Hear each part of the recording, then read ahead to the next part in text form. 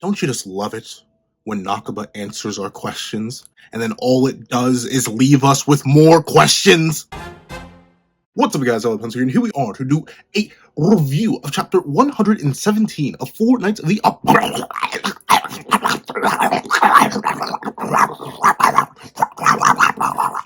which is known as Vazigra. And yeah, just what the legitimately, a whole bunch of my questions have been answered. Hallelujah!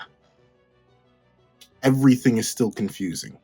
In fact, things are now more confusing than they were before. In fact, now I'm extra worried about the fate of some characters. In fact, Nakaba's got me on a leash.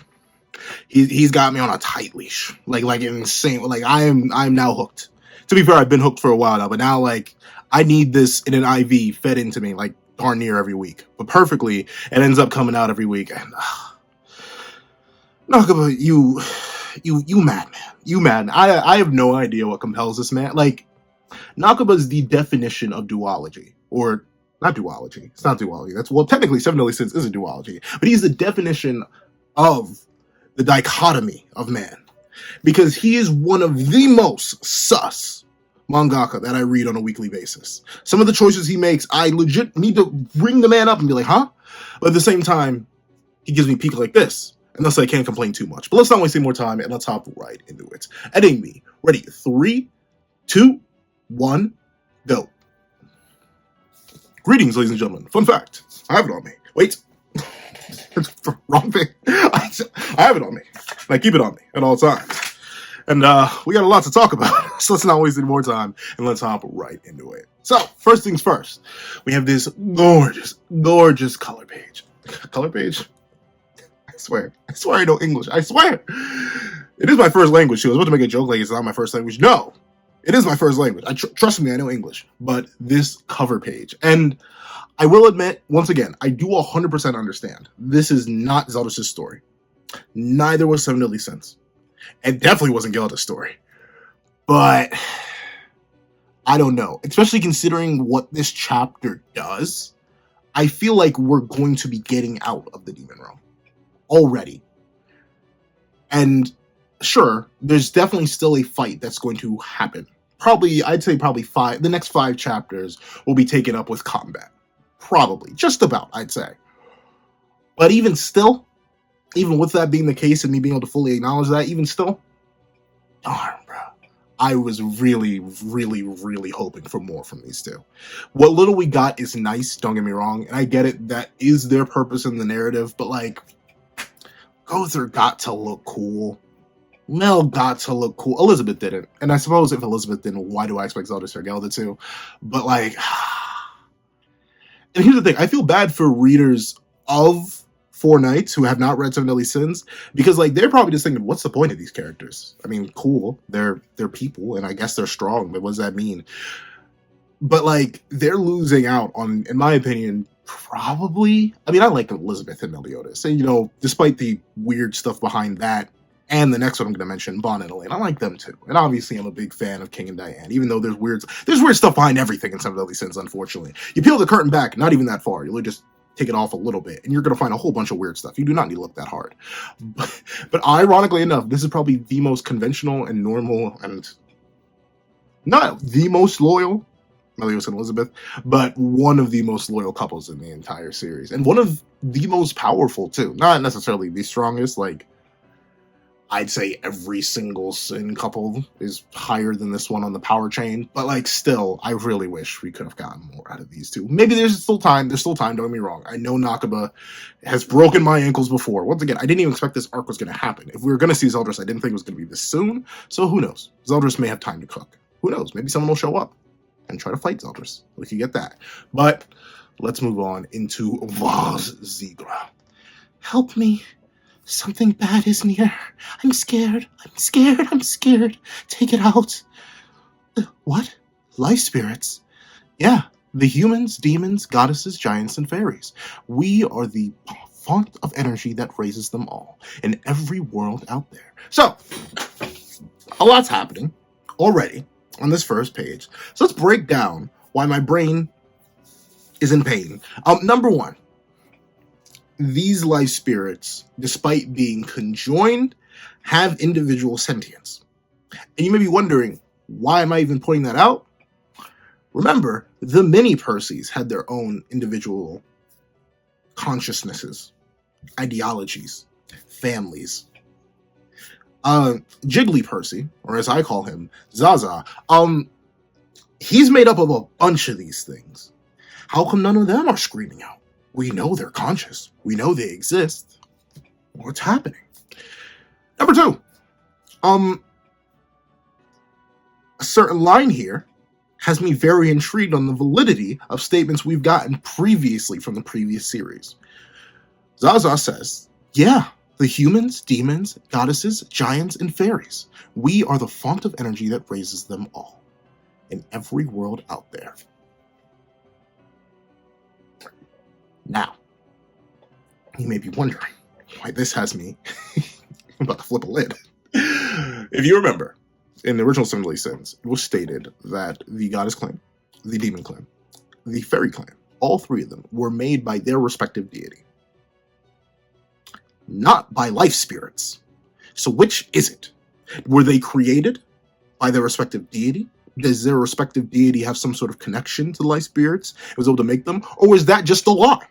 Was that just a lie and now it's a retcon? That the deities didn't actually make them, because it's actually the life spirits that did it. Number two, do the deities, were they born of the life spirits or were they born of chaos?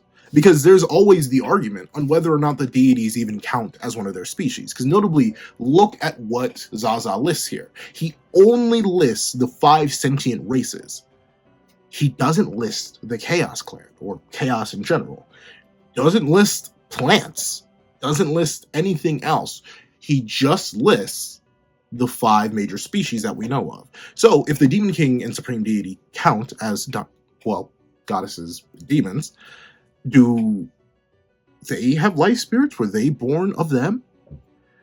But the reason I'm wondering about that even further is because of the next statement that Zaza says. In every world out there. So do they not exist until a world is made? Did the deities inadvertently give birth to life spirits for their respective realms? Because we got to remember, in Seven Deadly Sins, the individual realms are not just other places. Like, you can't walk. Well, you can through a portal, but you cannot walk to the demon realm. You cannot walk to the fairy realm. You cannot walk. You could, unless you go through one of the literal, like, interstitial space portals, you cannot reach these other realms. These realms had to be made, too. That's at least from what's going on in original Seven Deadly Sins, what we were told about that. So how do the light spirits tie into that?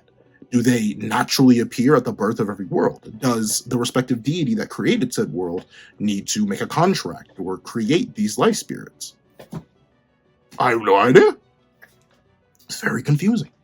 Because it's nice that chaos isn't mentioned here and that the deities aren't mentioned here, because notably, and the reason I call them deities very specifically is because they are noted as the respective supreme beings of each of their races, even if both of them were surpassed. And you could argue the fairy tree was surpassed too. I'm not sure. The fairy tree doesn't necessarily have anything too crazy about it. It makes the spirit spears, but like, I'm assuming the kings are stronger than the tree. So with that being the case, what's the dealio there? How does this work? How does this intermingle with the fact that the respective deities are the creators of their respective species? How did that work? How'd that work though? Like, legitimately, I have no idea. That's a little screwy, because it's messing with my conceptions of what we know of Seven Deadly Sins. Every world out there. And we are the font of energy. Now, hold on. I do love words, and I happen to know a lot of them. But allow me to take a good look, Golliander, please work with me, and look up font. For some, my brain is saying that just means fountain, but also font means like what you write in, but I think I may be thinking of a different word for font. Like, hold on. Font definition. A receptacle of church or water used in baptism, typically freestanding stone structure, a reservoir of oil in an oil lamp. A source of desirable quality or commodity, a font. 2, a set type of particular face and size. So, like, it's for writing too. So, I don't know. I suppose it's kind of the second definition, I guess. Or no, the third one. A source of desirable quantity or commodity, a font. So they are the source of life. What is the upper limits of this? Since chaos is a being that transcends life and death, are they immune to the life spirits? I don't know. Because Zaza goes on to say even more interesting things later on. But this is the first big thing. All right. Life spirits are confirmed to be the origins of all the realms. So this is clearly the life spirit of the demon realm.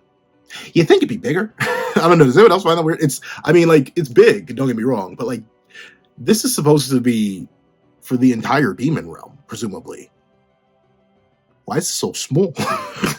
Like, relatively speaking, why is it so small? Unless, like, every individual nub, like, I'm not sure if someone were to calc how big this nub is right here and how many nubs you could fit in here. And once again, this is probably like a pseudo metaphysical thing. Like, this probably isn't actually what the life spirits look like in terms of all that good stuff. That's not it. And thusly, this isn't supposed to represent, it's just a representation for us, the reader, and for Percy with his now human. He wasn't always human now that we know that confirmed. Well, to be fair, that was confirmed last chapter, but it's doubled down this chapter. Since bro wasn't always human, this new perspective of his, this is how he's rationalizing it. I don't know. But we see that Zaza explains that includes you, I, as well as all the guys inside the Behemoth. And you see the Behemoth, it's interesting, right? So these are the life spirits specifically contained within the Behemoth. But they're described as the font of energy that raises them all in every world out there. So this is the Behemoth. So is there another pool of life spirits for the entire realm, or is this the demon realm's life spirit? Because a lot of people, shout outs to all y'all big brain theory crafters in last week's comment section. Or 2 weeks ago's comment section. We were on break. Shout outs to all y'all. Your brain's massive, because a lot of y'all made the natural leap that, oh, well, if these are all life spirits and each realm has them, then Percy must be the life spirit of Camelot. But considering what we know and what's revealed later on in this chapter, I don't think he can be the life spirit of Camelot, because he wasn't originated in Camelot. He was brought to Camelot. Unless you want to, well, actually, you could make the argument that he is the life spirit of Camelot. He just possessed Percy, the baby. Or Deodra? It's complicated. We're gonna get to it. I'm sorry. Even after doing the live reaction, we can check it on the Patreon for as low as $1 a month, or become a member. Check it out for as low as $3 a month. Even in the live reaction, and after doing the live reaction, reading it again on my own, and then repairing this now, my brain's still a little wonky trying to understand everything. So hold on, let me take a sip. Let's continue.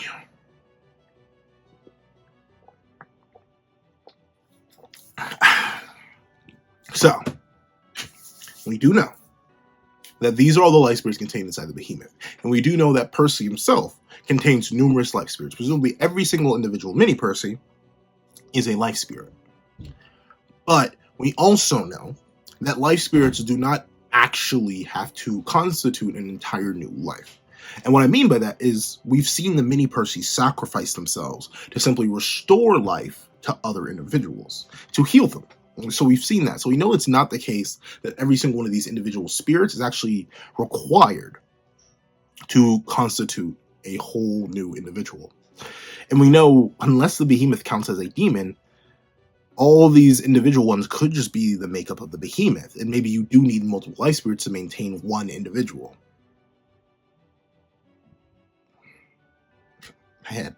My head, I'm sorry. But we see that things are going a little bit buku bonkers in the real world, considering Percy's in Meadowland.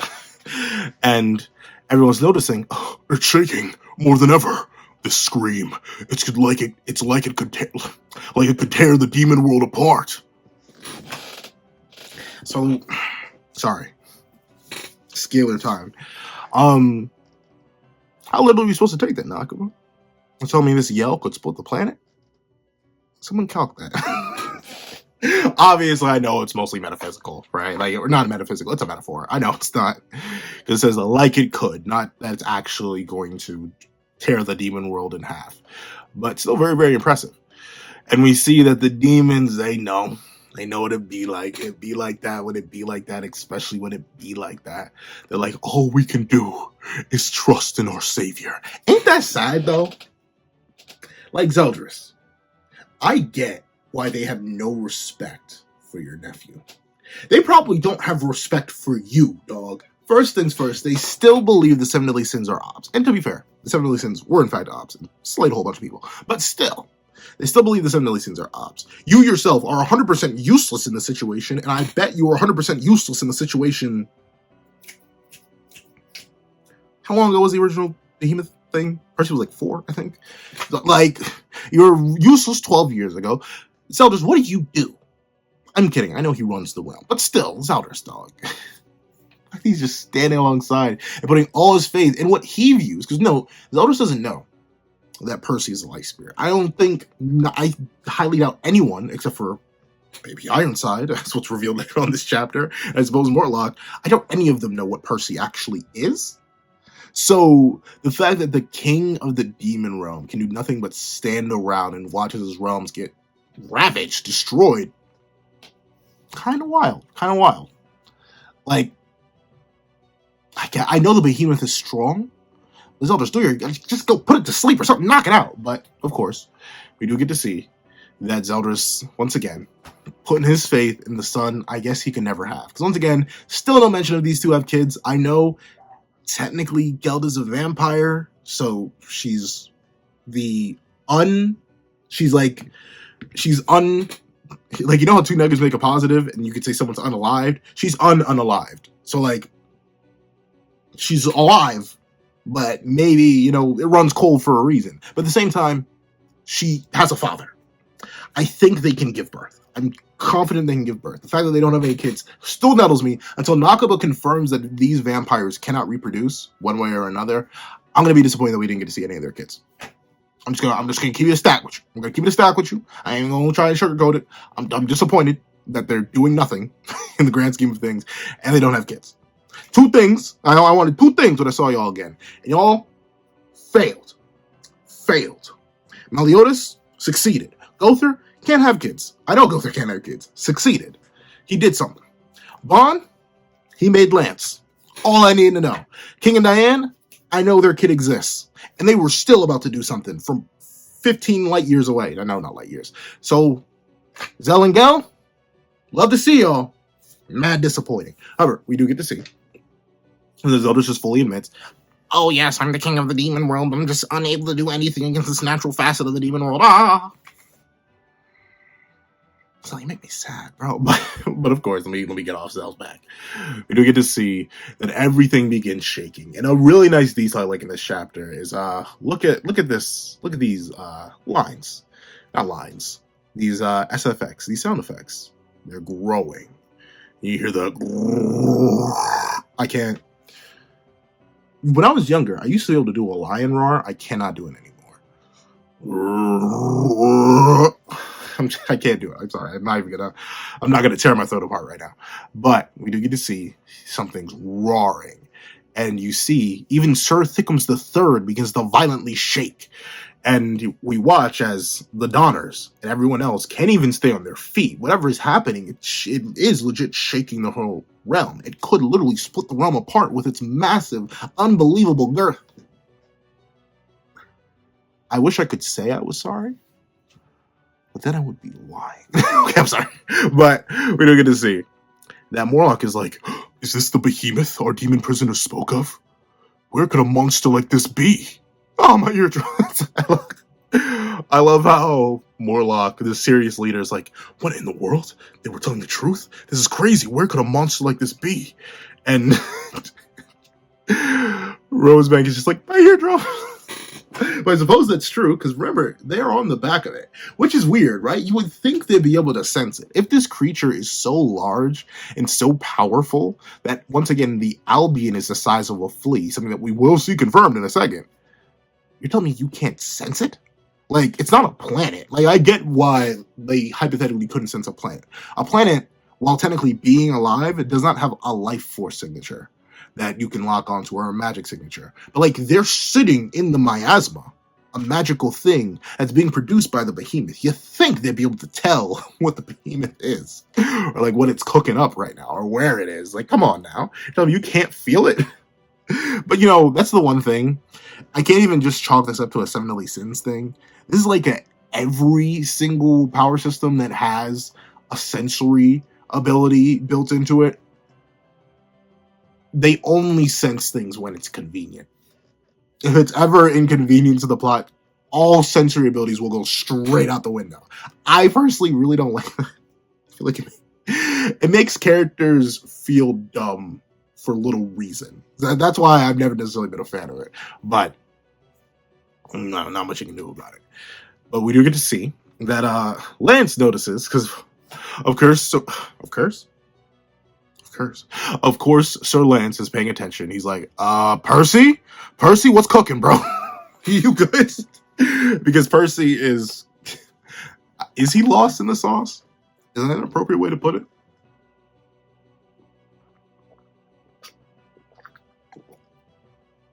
I guess he's lost in the sauce right now. He's lost in that life-giving sauce.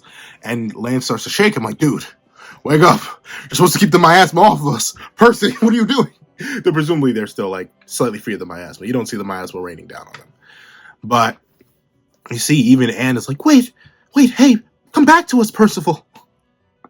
that is, I do like how that's being mentioned though. Like, it's good to know that Percival's body didn't just up and disappear. No, his soul, I guess, just left him. It's just like, I'm not sure where this metaphysical realm is. I have no idea where this is. Is it inside the behemoth? Did Zaza just straight rip out Percy's soul and be like, hey, you're coming with me and we're gonna have a good time?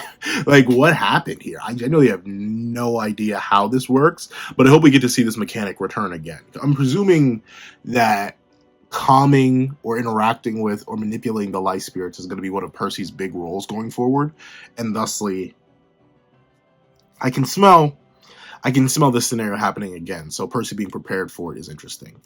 Like, it always, there are like three things it always has to trace back to: either my personal life experience,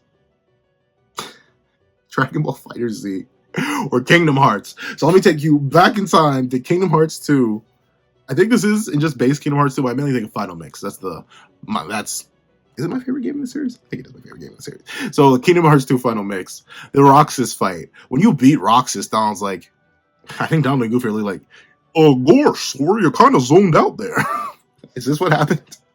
Well, Sora just standing there, blank-eyed, needing to be shaken by his friends. Where are you? But at least with that, it makes sense. Like, Roxas drags Sora's, but then again, no, the samurai nobodies appeared in the real. That's such a weird thing. That's another tangent for another time. We do get to see a zoom out shot, a scope shot. Remember, Sir Thickums III here is the size of a mountain, not a big rock, not a boulder, not even a hill. He's the size of a mountain. He is giga thick. I should remember this.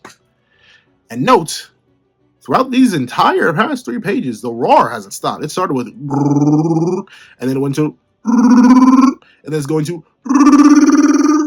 and you start to zoom out from Sir Thickums III, and it just gets bigger and bigger, and then bigger. And then you literally can't even, well, realistically, you stop seeing our little group probably like around here. Maybe those couple little dots are them, but that could just be miasma. Look at this. Look at the Sir Thickums, a mountain-sized creature, is about as big as this tip of a back spike. And look at this. You literally can't even see Sir Thickums anymore as it goes, and cut out to the Bell Beast, the Behemoth. And once again, if the Demon King did make this thing, and this wasn't just like a natural thing that spawned in the demon world, what was he cooking? What was he cooking? I have no idea what that man was cooking. It doesn't look that scrumptious, I'm not gonna lie to you, but it does look beefy. I cannot deny that it looks just a little bit beefy. No. Demon King, what is this? If you made it, if you made it. Once again, I'm now very much in question on what counts as life, or maybe the deities just make the bodies, and then the life spirits fill the bodies. But then I don't know, because then Percy's scenario is super duper weird. Ugh.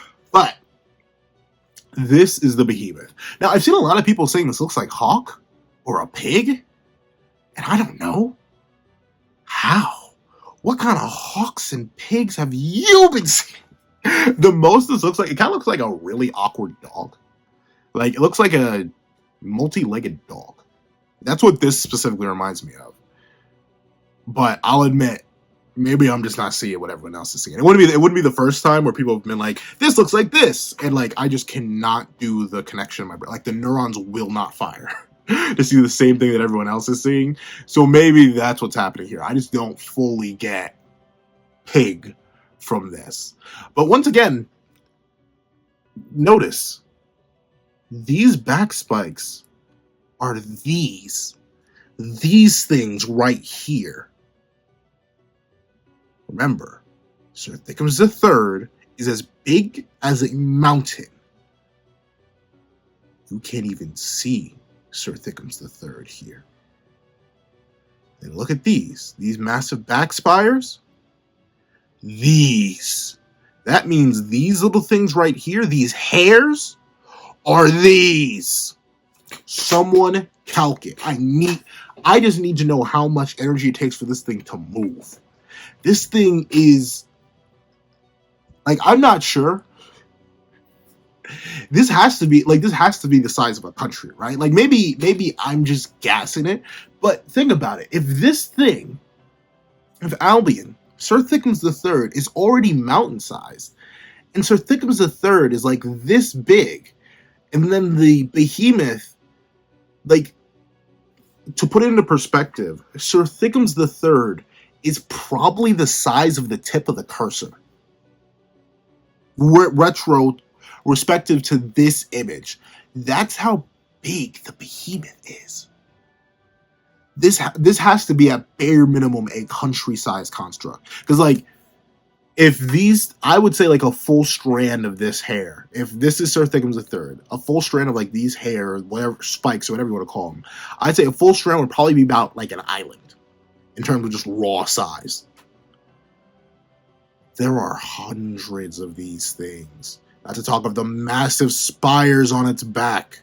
Its tongue is probably bigger than insert random state here. Like, golly, someone needs to if I knew how to calc, I'd do it myself, but I am begging someone. You don't even have to calc it for like power skill and stuff. Just tell me how big this thing is. I genuinely want to know how large the Behemoth is, because it's gotta be beefy. It's gotta be beefy. This thing is massive. Massive. It is all the gains. What? And remember, the Demon King.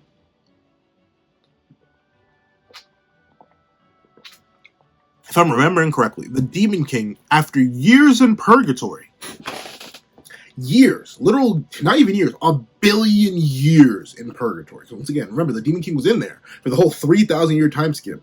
I believe it's calced out to like around 100.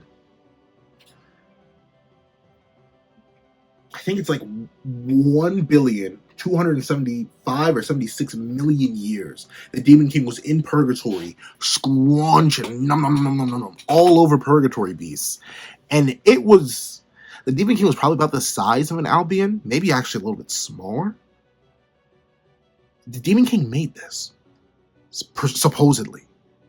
What in the world? The Demon King literally wouldn't even be like a speck on its eye. The Demon King is probably as big as one of these spots in my ass. I'm sorry, I know I'm spending a whole bunch of time on how big this thing is, but like, the perspective is crazy. I love how Nakama did that. I love how he brought back the Albion just to show the scale of this thing. Whew! However, of course, we see at first he's like, oh,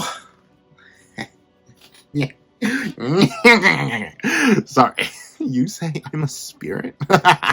Oh, come on now. That's just silly talk, isn't it? I mean, no way. Listen.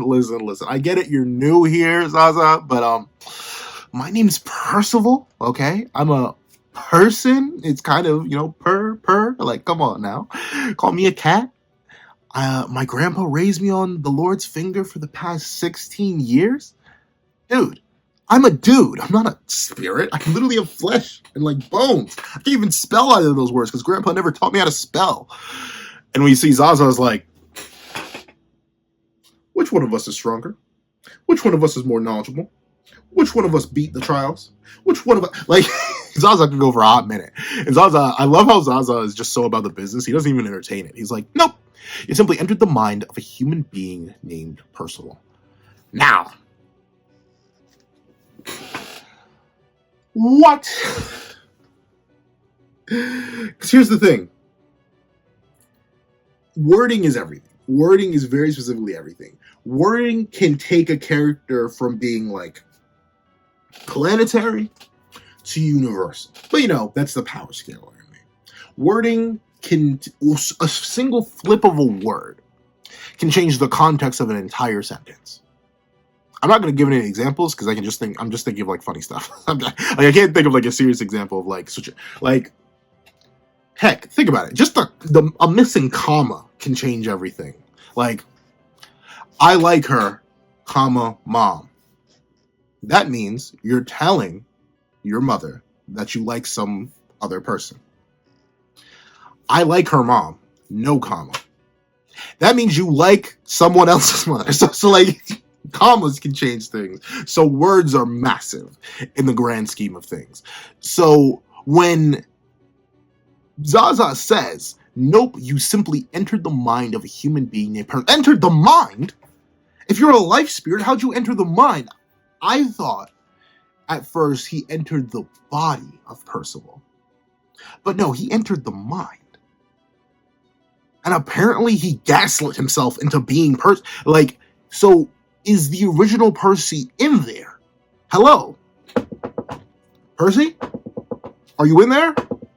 The real one? Or is that Teodra?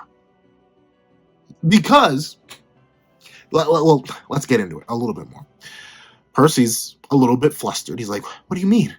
And we see that Zaza goes on to say, usually we're like this, no shape or individuality. You were aware of this too, back when your human vessel was still a baby. So, couple things. Usually we're like this, no shape or individuality. But then he says, you were aware of this too. If you had no shape or individuality, what's you? Because what's the difference between you and me? You're smarter than me and you can actually read. That's the difference between you and me. But also, the fact that we are not a hive mind. The fact that we are, in fact, individual creatures. The eusociality of certain insects, such as bees, ants, and naked mole rats for some reason, that sort of creates a hive mind effect, where you kind of don't exist. Like, for all intents and purposes, you really don't. That seems what the life spirits are. They are a eusocial species that grant life and maybe take it away. But how was Percy aware of the fact that he wasn't an individual when he wasn't an individual? Like, it's just, once again, it's the wording that's confusing me a lot. Usually we're like this, no shape or individuality. You were aware of this too back when your human vessel was still a baby. So what caused Percy to leap inside the mind, remember, not the body, not the soul, the mind of the human being named Percival? I don't know. I no idea. This is once again, by answering questions, it's raising questions. What caused this life spirit to go rogue? Why did a bunch of other life spirits follow it? Because once again, remember, Zaza is, for all intents and purposes, a part of Percy. Percy is, for all intents and purposes, I guess, a part of Percy. But he's produced countless little bits of hope. But as was revealed later on, maybe so do individual life spirits have control over other life spirits that aren't individuals? I don't know. Where is this information coming from in terms of Zaza? Does Zaza count as an individual being now that he's merged with Percival? Or is Zaza simply the incarnation of Life Spirit Personal's original mentality? What caused the split? There's so many questions. But of course, let's keep moving. We see that Zaza goes on to explain, but being raised with so much love implanted you with emotions a spirit wouldn't normally have. Over time, you mistakenly thought yourself as a human, and you lost your spirit memories. That is the truth. We are life spirits, all parts of a greater being. What does that mean? What does that mean? Is it chaos? Is it all going back to chaos? I swear if it all goes back to chaos. Is it going back to the Chaos Clan? Because I don't know. Because technically, except for, well, Purgatory is so weird. Because once again, contrary to popular belief, we don't actually know who made Purgatory. It was not the Demon King, and it wasn't Chaos. Purgatory just existed. Chaos created the world. Remember, Chaos didn't even create all the realms we know of today. The Demon World was not made by Chaos. Neither was Celestial Realm, neither was the Fairy Realm. All those were made by the kids of Chaos. So, if we were to do a little Seven Deadly Sins family tree, up here at the top would be Chaos. Then, everything else, from the bottom down. And since life spirits are responsible for the life force behind every single one of the creatures, which would essentially be Chaos's grandkids or direct creations in the humans and the giants, are all life spirits just a byproduct of Chaos? Since Chaos transcends life and death, it could just manipulate it? I don't know. Once again, did the deities have some sort of control over life spirits in order to make them alongside their respective realms? Where do life spirits come from? Because supposedly they come with their respective world, and they can fuel and create different species, but how does that work? And once again, what happened? How did Percy, before he became Percy, like the life spirit that Percy was, why did it go inside Deodra's mind? Not Deodra, or go inside this. The kid's name was Percival. This is a canon thing. The kid's name was Percival. It'd be one thing, like once again, the importance of one word, or in this case, a name. It'd be one thing if Zaza said you simply entered the mind of a human being named Deodra, and then that would explain why Ironside's mad at Percival, unless Varghese renamed Percival after taking him away from Ironside. Then that opens a whole new can. What is Varghese's role in all of this? Did Varghese know? Because apparently Ironside knows. From what we learn later in the chapter, Ironside knows that Percy is not really Percy. Or in the sense that Percy, that he should know, his nephew, isn't the one that's in front of him. This is the life spirit Percy. Once again, what happened to the original kid? Is the original kid still in there? Did the life spirit do like a mind merge and now there is no distinction? Or is Percy the human now the life spirit? Or does it just have all the abilities of the life spirit? Because what Zaza says is that over time, you mistakenly thought yourself as a human and lost your spirit memories. So despite not having individuality, the spirits do have memories. They do have enough individual consciousness to remember their own unique respective experiences, but that's even weirder. What is Percy now? Is he human or is he life spirit? Is he a human with the powers of a life spirit? I don't know. And how does Zaza tie into all of this? If Zaza is the manifestation of Percy's life spirit abilities, why did he show up now? And why is it that he can spawn when Percy clearly hasn't remembered his original nature? Is Zaza an external force? And if so, what is he? Is Zaza the true life spirit of Camelot? Because a lot of people have said, well, maybe Percy's the life spirit of Camelot, but Zaza and Percy, despite Percy having been a life spirit, seems to be entirely separate and disconnected from Zaza's pool of information, memories, and data. So where did Zaza come from? Is Zaza the true life spirit? Is Percy the true life spirit? Are they both the life spirit of Camelot? Because apparently all these guys, quote unquote, that exist here are simultaneously all the life spirits of the Behemoth demon world. Life spirits, yes. Humans, demons, just it's so. Who would talk about you mad lad?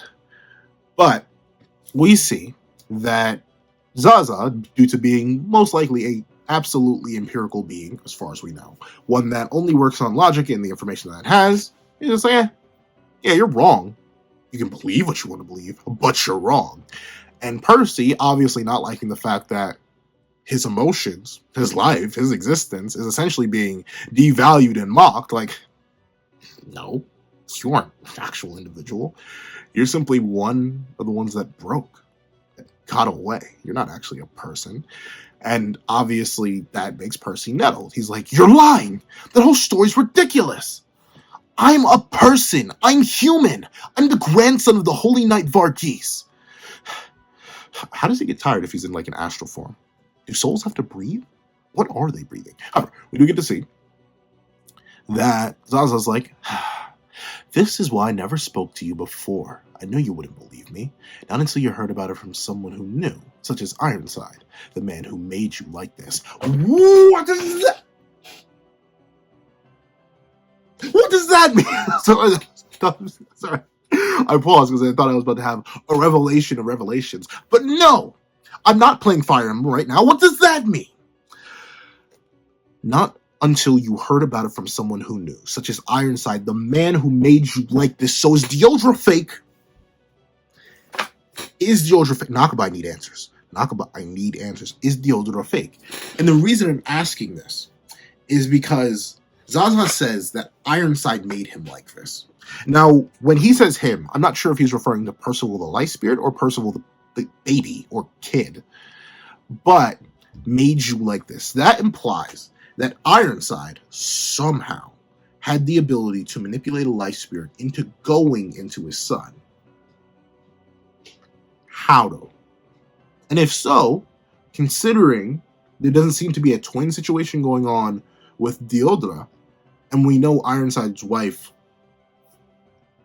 seemingly upon birth, the moment they got into Camelot, that baby that we saw Ironside holding all those chapters ago, was that Deodra?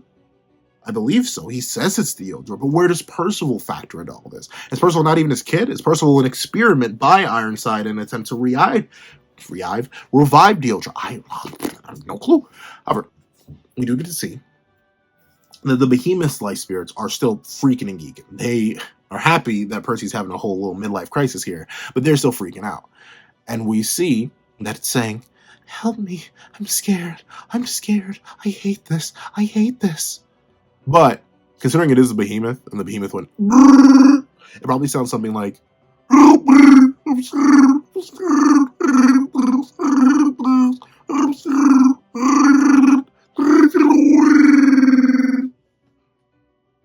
is that even closer to? I haven't watched a Star Wars movie, so I think the last Star Wars movie I actually saw was Rise of Skywalker. How old is Rise of Skywalker? How old am I? I've been watching a lot of TFS, so that reminds me of how durable is he? How durable am I? Questions for later. But hold on, Rise of Skywalker, did that come out in like 2019? Rise of Skywalker. What is Rise of Skywalker? When did you come out? That's 3.3. When did you come out? 2019. It's been 4 years? Jeez! Ugh. But then again, Infinity War's 5 years old now. Time is a cruel beast. But my life spirit's going to leave me some days soon. Now, hopefully not Sunday soon. Hopefully, please give me time. But with that being the case, does that Chewbacca sound anywhere near close? I have no idea. I haven't heard Chewbacca in a long time. 4 years, in fact. But we see that the life spirits of the Behemoth are worried. And we see that Percy, not wanting to fight for his right to be Percy anymore, because he's distracted, says, hey, what are all these guys afraid of? And interesting that the mini Percys are seemingly floating about regular Percy too, not just Zaza. But we see that Zaza answers. They're scared about the door to Camelot that appeared. The one you're all searching for. Okay, that's probably annoying to y'all. Please, help me. Please. Are they asking me for help? but I have no idea what I should be doing for them. Don't think so hard. Just do what feels right. Okay. Couple things. How is it scared if it's not an it? If it has no individuality, as it says, as Zaza mentioned here. Here, where is it? Where is it? Where is the individuality statement? Percy, Grandpa, nope, you simply enter the human being. Usually we're like this. No shape or individuality. But there are multiple, like notably, the uses of plurals here is what's confusing me. I wonder, once again, if this is just a translation thing. If I could afford the volumes, I'd go get the volumes, especially for this one. But I wonder, because he says, usually we're like this. No shape or individuality. You were aware of this too back when your human vessel was still a baby. Baby, very specifically, not a kid. So thinking once again back to the Deodra unborn stuff. But we see that the life spirits are still like separate people though. Like they are scared. Not it's scared. Not that thing is scared. Despite being supposedly a non-individual collective of a raw mass of energy, it's still autonomous enough to be considered its own individual people. I don't know. Once again, this may just me being over focused on wording. But I don't know. Seven Deadly Sins and Fortnite specifically have conditioned me to be extremely wary about the wording of things. So that's a little bit weird to me. But we do get to see that Zaza's like, yeah, just do your thing, bro. Just do your thing. And this is confusing. Unless, once again, actually, this may make sense if you go with the idea that Percy is the life spirit of Camelot. Because what Zaza is saying is that it's scared of the door to Camelot. So Percy's the life spirit of Camelot, and it's able to convey to the rest of the life spirits of supposedly the demon realm or the Behemoth that, A, it'll be cool, I'm going to go back and do what I need to do. Then maybe, just maybe it all makes sense that he's able to do this. Good luck. He touches it. And with one last explosive declare, it's like, help me! I'm scared. I'm scared. I'm scared. I'm scared. I'm scared. Help. We see Percy goes, don't be afraid. It's all right. Nothing scary's happening. And it's not going to happen. We'll do something about this door. I promise. I hate it. It'll be all right. I'm scared. Help me. I'm scared. Nothing will happen. And we see, with this declaration, this promise, from a singular life spirit, but then again, because, I don't know, Percy, he has multiple life spirits, but he's described as an individual life spirit, but it's revealed that he can draw life spirit. Complicated stuff. We see that with that, the many raging life spirits calm down back into one singularity. And Zaza's like, oh, perfect. That calmed them down, I think. And we see Percy ask, did my voice reach them? And then we get the goofiest panel in this entire chapter. What is that? Like, what does it look like that? I get it. It's because Percy calmed it down, and this is what the life spirits, or at least the mini Percys, looked like early on.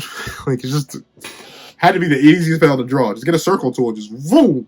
Get a circle tool, boom, and then put a little smiley face on it. I'm not scared anymore. Thank you. Good. Thank you. I'm so glad. I'm not scared. I'm so glad. I'm sleepy. I'm sleepy. Thank you. You've given them all hope. So wait! What is so special about Percy that he was able to give them hope, but they couldn't give themselves hope when they're the manifestation of life? Is it the humanity in him? Is it the humanity that allows him to give hope and take it away? I don't know. Or maybe that's just his life spirit power. I don't know. But we have the big old happy ball. And we see that Zaza makes another amazing statement. We life spirits use the hopes of others to spread life, but we also use their despair to spread death. Well, I don't believe in anything you're saying. I'm still Percival, grandson of Varghese. Percy, put a pause on that real quick. We use the hopes of others to spread life, but we also use the despair to spread death. Back when there were no people, how'd you spread life? Like, what's the dealio here? If life spirits cannot operate without the hopes of others, back when it was just chaos, how did anything become alive? I don't know. With there being nothing but chaos, a being beyond life and death to despair, how did you become death? Well, I have no idea. Once again, I'm assuming, considering all this talk of a greater being, life, death, hope, despair, the spreading of life, the spreading of death, destruction, creation, all that, it sounds like it all leads back to chaos. And notably, something that a lot of people have been pointing out for a long time is that Percy's magic, the hope magic, is in fact pretty similar to chaos in terms of its construction ability. But I'm not sure how I feel about that. I think it's better that everything leads back to chaos, because it's a lot more concise. But at the same time, everything leading back to chaos feels a little lazy. But I think I'm leaning more towards I'm okay with it. And we see, as Percy fights the truth again, Zaza looks at him. And once again, this is a look that does not seem to come from a non-feeling hive mind. Percival doesn't believe anything he's saying. I believe some of what Zaza's saying. But I don't fully trust Zaza. I think there's some sort of ulterior motive behind Zaza. If you know what I'm saying? Because it feels weird. It feels weird that they exist alongside Percy. But Zaza goes on to claim, well, all right, you'll see soon enough. So, no, not just that. You'll see why this being called Percival was born. What? So, which Percival? The son of Ironside Percival? Grandson of Varghese? This life spirit, hybrid hive mind thing. That's Percy, the life spirit inside Percy the person. Why? And how does Zaza know? Once again, if Zaza is a non-feeling, corporeal manifestation of life, how does it know the future? How is it able to tell that Percy's going to learn one way or another, whether he likes it or not? How does it know? Does he know? Yes, clearly. But why do you know that Percival will soon see why he was born? Why he was made?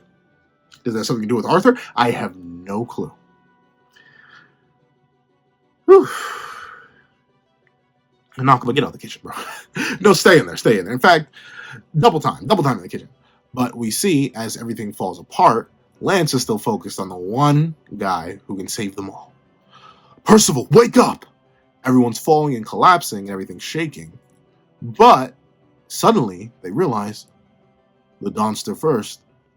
Hey, guys, the noise and shaking, it's fading away. And look, yeah, the ash, the Behemoth's negative force, it's vanishing. Schwartz, what is this? I know, it's the power of Percival. And then we see that Mortlock drops one of the most interesting lines. So my brother-in-law was telling the truth. What does that mean? So Ironside somehow communed with the life spirits, infused the life spirit into his kid, but I guess didn't like the result, and that's why he now wants to execute Percival? Or is that entirely separate, and the only reason he wants to execute Percival, despite imbuing a life spirit into him, is because Percival's one of the four Knights of the Apocalypse now? I don't know. What did he tell Mortlock? I think we knew that Mortlock was his brother-in-law and not his actual brother, but still, what did he tell Mortlock about Percival that had Mortlock doubting him? But then now the display of Percival coming down the Behemoth is what allows him to know that, oh, Ironside wasn't fibbing. What? I have no idea. Then we see that Percy has returned back to his corporeal form completely. And he says, oh, guys, I just had the weirdest, and I mean the weirdest dream. There was a bunch of things, and Jiggly Me was there, and it was talking about how I actually wasn't a individual person, but I like hijacked some baby's body. It was some weird stuff. Called me Orochimaru. But we see that, of course, Ann and Nasians. Well, really, it's the whole Percival platoon, but look, Downey's in the background. It's Ann and Nasians who specifically run in and grab his head. And they're like, "You're back awake now." And Percy goes on to say, "Yeah, listen, guys, it's all right now. The Behemoth's asleep. We see the Behemoth having fallen back into its slumber. So, what is it about these Camelot doors that allow..." But then again, Percy came through. This is so weird. How did well, okay. Maybe. I'm trying to collate information in my head. This is the final page of the chapter, by the way. This is the end of the chapter. I'm trying to collate this information in my head. So, Percy came to the demon realm, I believe about 12, maybe 13 years ago, as a very young lad. He could speak. He learned demon language, but he's still a very young lad. Presumably, this is a little bit after the process of Life Spirit Percy and Human Percy fused. Life Spirit Percy just completely overwrote Human Percy. I don't know. That ended up happening. He came to the demon realm, not through a portal on the Behemoth's back, but through the massive interdimensional structure that's set up that allows people to come through it. That honeycomb thing that we saw a while ago. And back then, he calmed down the Behemoth. So was that with his life spirit? Did he do the same thing as this time, but he just forgot it because he was young? But at the same time, he used his life spirit powers then. But he still seemed like a regular personal 4-year-old. I don't know. But I will admit, like I said, I do know we're going to get fighting with the Chaos Knights. Obviously, it's going to come up next. I do really wish we got to see them fight the Behemoth. I get the Behemoth is on an entirely different scale from anything they could possibly imagine. Once again, this is likely, I think it just is. It is the largest, quote-unquote, singular living entity, even though it has multiple life spirits in it. It is the largest single living entity we've ever seen. So seeing characters like Lance and Tristan and Donnie, heck, it would have been cool, it would have been extra cool to see the Chaos Knights and the Four Knights team up to try and subdue the Behemoth. So the Behemoth already getting knocked out this quickly. And I'm not exactly sure how I feel about that. I wish we got to see a while out just a little bit more, but hey, you take what you can get. But regardless,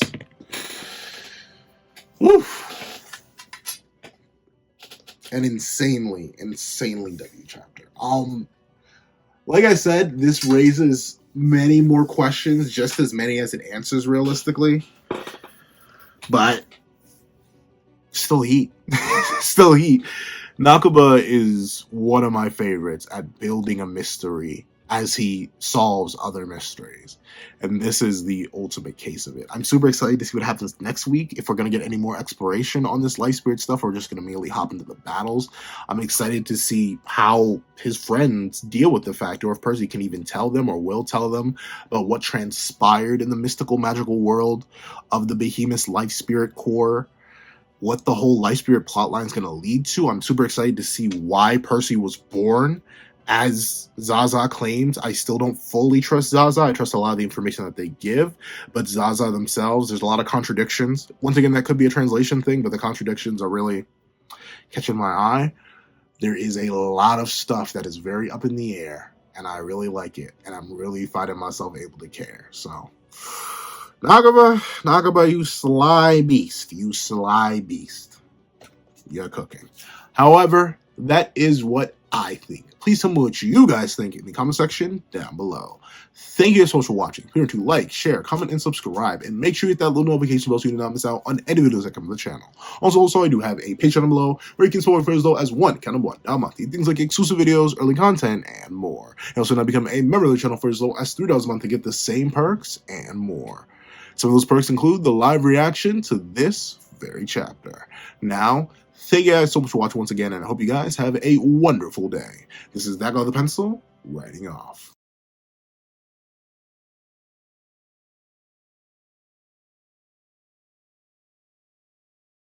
I'd like to give a thank you to our $3 members, Recliner Plays and Red Wolf 4765. I'd like to give a very big thank you to our $5 patrons, Sean Gray, Red Wolf 4765, Midnight Gemlord, Kevin, Demix, LND, and Art Goon. I'd like to give another super big thank you to our $10 patrons, Robbie Uchiha, Joaquin, and Idemokami. And a final very big thank you to our $25 member, Alex Ice Rose.